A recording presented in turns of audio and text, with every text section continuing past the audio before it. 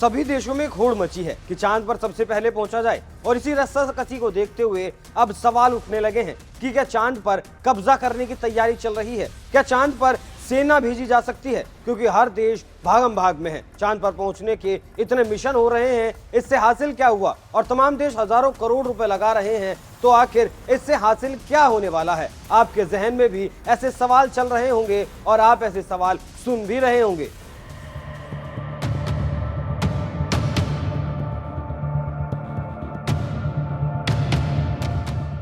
नमस्कार, NMF news देख रहे हैं आप। मैं हूं आपके साथ अभिषेक पुंडीर।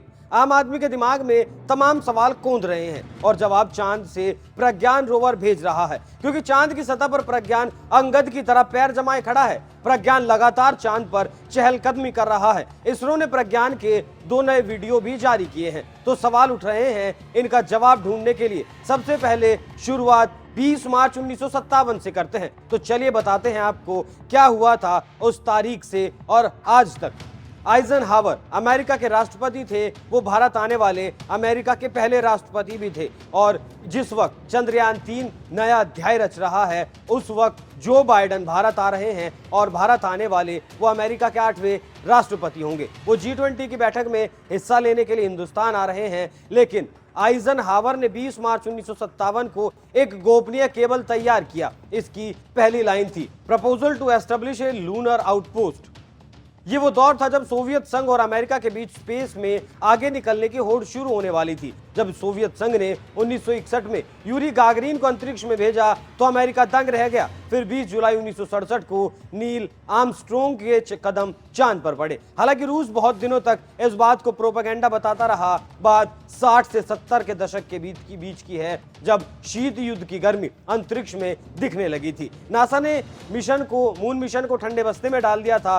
सोवियत संघ और अमेरिका दोनों सैन्य ताकत को बढ़ाने में जुट चुके थे, लेकिन फिर से नासा जागा तो रूस ने उस वक्त लूना चांद पर भेज दिया। जवाब में नासा ने मिशन आर्टेमिस शुरू कर दिया और अब नासा हमारे चंद्रयान 3 के आंकड़ों का इस्तेमाल करेगा और एक के बाद एक रोबोट लैंडर्स को चांद पर भेजने में की वो तैयारी कर रहा है। और फिर 2025 में जहां विक्रम लैंडर उतरा है, उसी जगह पर वो मैन मिशन उतारने की तैयारी भी कर रहा है। तो वहीं हिंदुस्तान जापान के साथ मिलकर लूनर एक्सप्लोरेशन मिशन शुरू करने वाला है।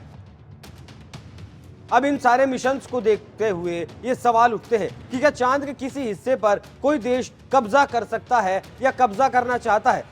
तो इसका जवाब है नहीं। कोई भी देश किसी भी सूरत में चांद के किसी हिस्से में कब्जा नहीं कर सकता, क्योंकि इसको लेकर एक समझौता हुआ है जो 11 जुलाई 1984 से लागू है। यूएन में जितने भी देश शामिल हैं, सब इसके सदस्य हैं। सभी देशों ने इसे माना भी है। इस संधि का एक हिस्सा है मून एग्रीमेंट। अब आप भी देख लीजिए ये मून एग्रीमेंट है क्या और इसमें लिखा क्या है। क्या कहता है मून एग्रीमेंट? दिसंबर 1979 में सोवियत संघ की पहल पर मून एग्रीमेंट पर हस्ताक्षर किए गए। 5 दिसंबर 1979 के दिन यूएन जनरल असेंबली में इसे 68 और 34 वोट से पारित कर दिया गया। कोई भी देश चांद पर किसी तरह का हथियार तैनात नहीं करेगा और ना ही मिलिट्री अभ्यास करेगा। कोई भी देश चांद के किसी हिस्से में मिलिट्री बेस नहीं बनाएगा। हालांकि शांतिपूर्ण वैज्ञानिक अध्ययन के लिए कोई भी देश मून मिशन शुरू कर सकता है। इसकी जानकारी संयुक्त राष्ट्र कार्यालय को देना जरूरी है। चांद पर मौजूद प्राकृतिक संसाधन संपूर्ण मानव जाति के हैं। कोई एक देश इस पर संप्रभुता का ऐलान नहीं कर सकता। तो यहाँ ये तो साफ हो जाता है कि कोई भी देश चाहकर भी चांद पर कब्जा नहीं कर सकता और ना ही भारत का चंद्रयान 3 ऐसी किसी मंशा के साथ चांद पर गया है। लेकिन इतना जरूर है कि हम जहाँ पहुंचे हैं वहाँ खजाना जरूर छिपा है। इसे खोजने के लिए और चांद पर जो भी खास है उसे खोजने के लिए विक्रम और प्रज्ञान से कनेक्ट 6 पेलोड जो हैं वो सक्रिय हो चुके हैं। पहले आप इन पेलोड्स के बारे में जान लीजिए, फिर आपको चांद पर क्या मिलेगा वो भी बताएंगे। रंभा, इसका मतलब है radio anatomy of moon bound hyper sensitive ionosphere atmosphere. ये लैंडर विक्रम के साथ अटैच है। चांद की सतह के ठीक ऊपर मौजूद आयन और इलेक्ट्रॉन्स के घनत्व का अध्ययन करेगा। ये पता लगाएगा कि पिछली कुछ सदियों में इसके गुणों में क्या बदलाव आया है। Chesty, Chandra's surface thermophysical experiment, ये चांद की सतह के थर्मल गुणों का अध्ययन करेगा, मतलब वहां के ताप से जुड़े सवालों के जवाब ढूंढेगा, जैसे specific heat, heat capacity, thermal expansion, thermal conductivity, melting point, thermal diffusivity and thermal shock resistance. ILSA instrument for lunar seismic activity, जहां विक्रम लैंड हुआ है उसके आसपास भूकंपीय पैटर्न कैसा है। इल्सा के पास खुरपी जैसा औजार भी है जो सतह की परत खुरच कर उसके गुणों का अध्ययन करेगा। LRA laser retro reflector array, ये शांत होकर पूरे मून सिस्टम की बारीकियां भापेगा और पूरी दुनिया को बताएगा कि आखिर चांद की सतह पर मौसम कैसा बर्ताव करता है। लिब्स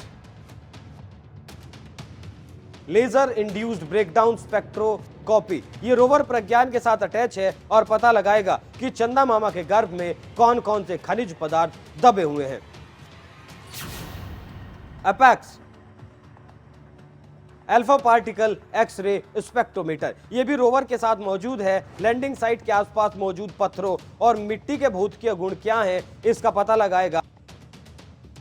अब आपको बताते हैं कि किन संभावनाओं को खोजने के लिए विक्रम और प्रज्ञान कोशिश कर रहे हैं और वो चांद पर पहुंचे हैं। चांद की सतह सपाट नहीं है, वो हम देख चुके हैं। तमाम गड्ढे उस सतह में मौजूद हैं और अनुमान ऐसा लगाया जा रहा है कि इन गड्ढों में बर्फ दबी हो सकती है, मतलब ऑक्सीजन और हाइड्रोजन दोनों के मिलने के आसार हैं। और अगर ये दोनों चीज मिल जाती हैं तो सिर्फ इतना ही नहीं, इन गड्ढों में और भी रहस्य छिपे हो सकते हैं, ऐसा अनुमान लगाया जा रहा है। और चांद को सीढ़ी बनाकर वीनस, मार्स, जुपिटर तक भी पहुंचा जा सकता है, जिसके लिए अमेरिका का मिशन आर्टेमिस चल रहा है। और चंद्रयान के भेजे गए आंकड़े इस प्रोजेक्ट के लिए मील का पत्थर साबित हो सकते हैं। आप इस खबर पर क्या राय रखते हैं? अपनी राय हमें कमेंट कर जरूर बताएं। नमस्कार।